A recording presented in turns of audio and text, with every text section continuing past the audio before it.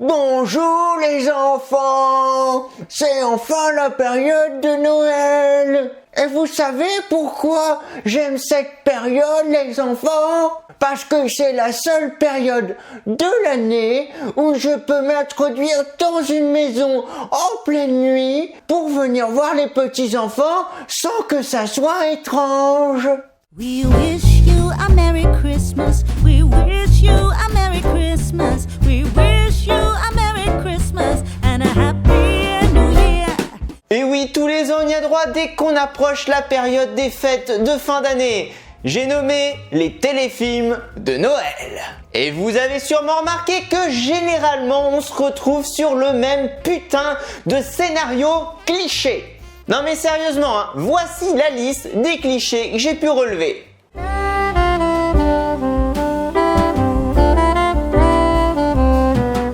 Déjà, le premier cliché qui est essentiel à tout le scénario. Une histoire d'amour. Ah, ouais, je sais. C'est chiant. Et forcément, à part nos deux tourtereaux, tout le monde voit qu'ils vont terminer ensemble dès les premières secondes où ils se voient.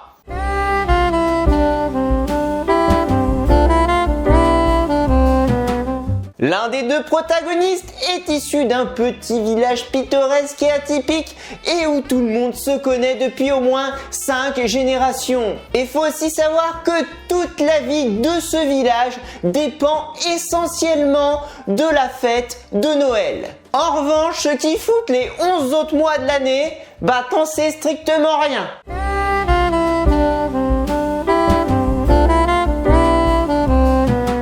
Et le second cliché permet de nous faire la transition sur le troisième cliché qui parle donc du deuxième protagoniste.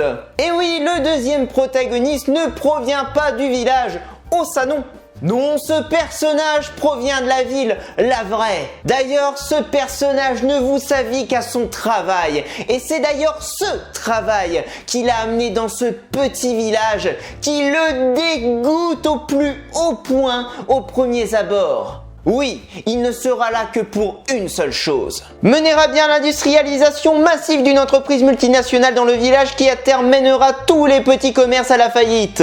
Et d'ailleurs, j'ai tendance à dire il pour ce personnage, mais je devrais plutôt dire elle. Ouais, car la plupart du temps, c'est la protagoniste qui joue le rôle de la businesswoman par excellence.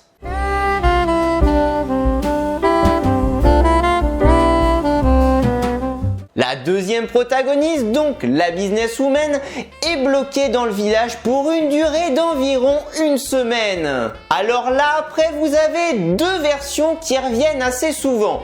La première version, c'est que sa voiture est tombée en panne en arrivant au village. Et vu que c'est assez compliqué de s'approvisionner des pièces dans ce petit village, eh bien le mécano mettra environ une semaine pour réparer la voiture de la businesswoman. La deuxième version, c'est que la seule route pour accéder au village est complètement bloquée par la neige. Et évidemment, il faudra au minimum une semaine pour débloquer la route.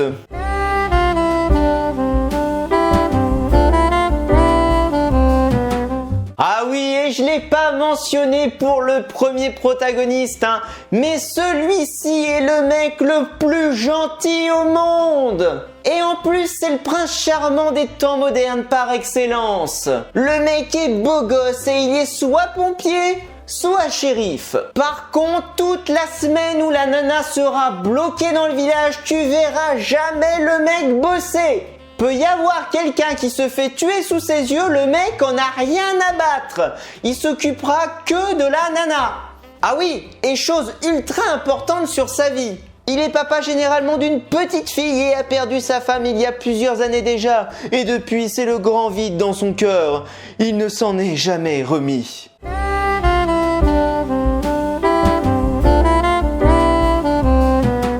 Tout le monde est gentil avec la businesswoman dans le village.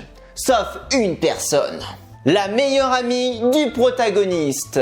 Qui au passage est amoureuse de lui depuis toujours et qui fera tout pour évincer sa concurrente.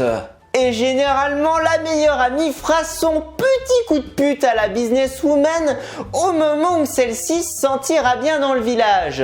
Elle aura commencé à tisser de bons liens avec les villageois et surtout avec le beau gosse de service.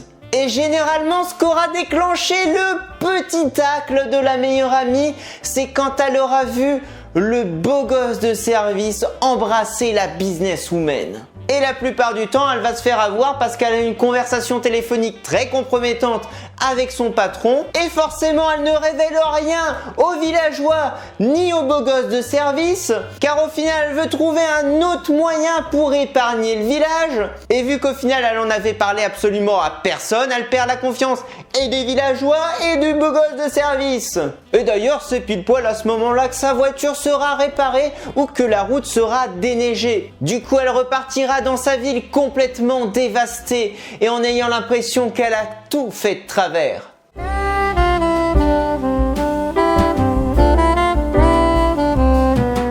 Un happy ending. Bah oui Billy, c'est un film sur Noël quand même. Tu vois vraiment la nana dire fuck, j'en ai rien à foutre de tous ces gros connards, de toute façon ils vont tous finir au chômage et moi finir plein aux as grâce au profit que j'ai fait faire à l'entreprise. Bah bien sûr que non. Généralement elle aura une putain d'idée de génie qui lui permettra et de sauver le village et de permettre à l'entreprise d'y trouver quand même un profit. Et bien sûr, cette belle nouvelle, elle ira l'annoncer à tout le village en faisant un discours hyper émouvant. Ouais, tu cherches pas, mais tous les villageois étaient réunis précisément à ce moment-là parce que, c'est la magie de Noël, mon pote.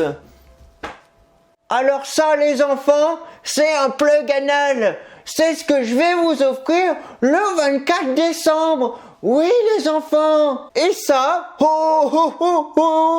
ça, les enfants, eh bien, c'est ma bite. Oui, les enfants. Et je vais vous la faire découvrir aussi le 24 décembre. Oui, les enfants. Retrouvez Pédo Noël chaque nuit du 24 décembre dans la chambre de vos enfants.